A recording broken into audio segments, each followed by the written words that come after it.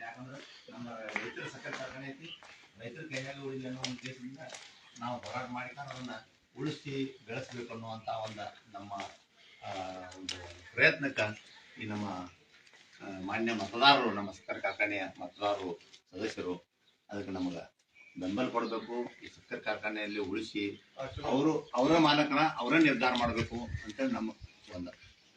ಎಷ್ಟು ದಿನ ಹೋಯ್ತೇನೆ? ಇನ್ನು 15 ಇನ್ನು ಒಂದು 15 ದಿವಸ ಉಳಿದ್ರಿ, 2 ವಾರ. ಕೊನೆಯದಾಗಿ ಏನ್ ಹೇಳಕ್ ಬರ್ತೀರಿ?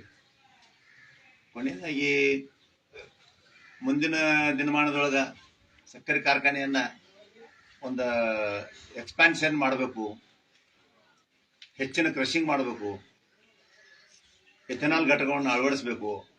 ಅದರಿಂದ ಹೆಚ್ಚಿನ ಸಕ್ಕರೆ ಕಾರ್ಖಾನೆ ಹೆಚ್ಚಿನ ದರ ಕೊಡಕ್ ಬರ್ತದೆ.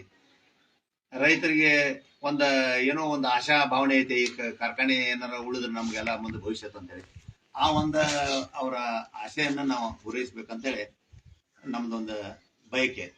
ರೈತ ಸಂಘಟನೆ ನಿಮ್ದು ಒಂದೇ ಇದೆಯಾ ಮತ್ತೆ ಬೇರೆ ಏನಾರ? ಇಲ್ಲ, ರೈತ ಸಂಘಟನೆಯಿಂದ ನಾವು ಅಷ್ಟೇ ಹೋರಾಟ ಮಾಡಿದೀವಿ, ನಾವೇ ಒಂದು ಚೈನ್ ಮಾಡಿದೀವಿ. ಅಂದ್ರೆ ರೈತ ಸಂಘ ಒಂದೇ, ಬೇರೆ ಮಾತಿನ ಸಂಘ ಇಲ್ಲ. ಒಟ್ಟಾರೆ ಏನಂದ್ರೆ ಏನ್ ಕೇಳ್ತಾ ಇದೆ ಅಂದ್ರೆ ರೈತ ಸಂಘದ ಒಕ್ಕಟ್ಟಲ್ಲಿ ಬೇರೆ ಬೇರೆ ನಮ್ಮನ್ನ ಕೇಳ್ತಲ್ಲ ನಿಮ್ಮನ್ನ ಕೇಳ್ತಲ್ಲ ಅಂತ ಆ ಭಾವಗಳು ಬರಬಾರ್ದು. ನೀವ ನಿರ್ಣಯ ತಗೊಳ್ತಾರ, ಎಲ್ಲಾ ಸಂಘಟನೆ ಕರಿಬೇಕು, ಒಕ್ಕಟ್ಟು ಅಂದ್ರೆ ಎಲ್ಲರನ್ನು ಕರಿಬೇಕು ಅಂತ ಕೂಡ ಬರ್ತಾ ಇದೆ. ಇದಕ್ಕೇನು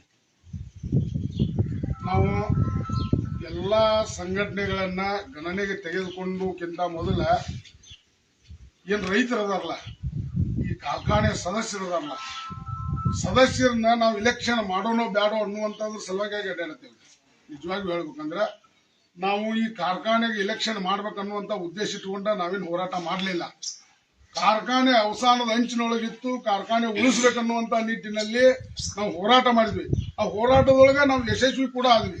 ಯಾಕಂದ್ರ ಕರ್ನಾಟಕ ರಾಜ್ಯದೊಳಗ ಸಹಕಾರಿ ರಂಗದಲ್ಲಿರುವಂತ ಸಕ್ಕರೆ ಕಾರ್ಖಾನೆ ಒಳಗ ಇವತ್ತೇನಾದ್ರೂ ತನಿಖೆಗೆ ಆದೇಶ ಆಗೈತಪ್ಪ ಅಂದ್ರೆ ನ್ಯಾಯಾಂಗ ತನಿಖೆಗೆ ಇದು ಕರ್ನಾಟಕ ರಾಜ್ಯದೊಳಗ ಪ್ರಥಮವಾಗಿ ಅಂತ ಹೇಳಿ ನಾವು ಇವತ್ತು ಇದೇ ತಟ್ಟಿ ಹೇಳ್ಬೋದು. ಯಾಕಪ್ಪ ಅಂದ್ರ ಅವಿರತ ಹೋರಾಟದಿಂದ ಹಾಗೆ ಇವತ್ತು ನಾವು ಈ ಒಂದು ಸಕ್ಕರೆ ಕಾರ್ಖಾನೆಯನ್ನ ಉಳಿಸುವಂತ ಕೆಲಸ ನಾವು ಮಾಡಿದ್ದೇವೆ ಇವತ್ತು.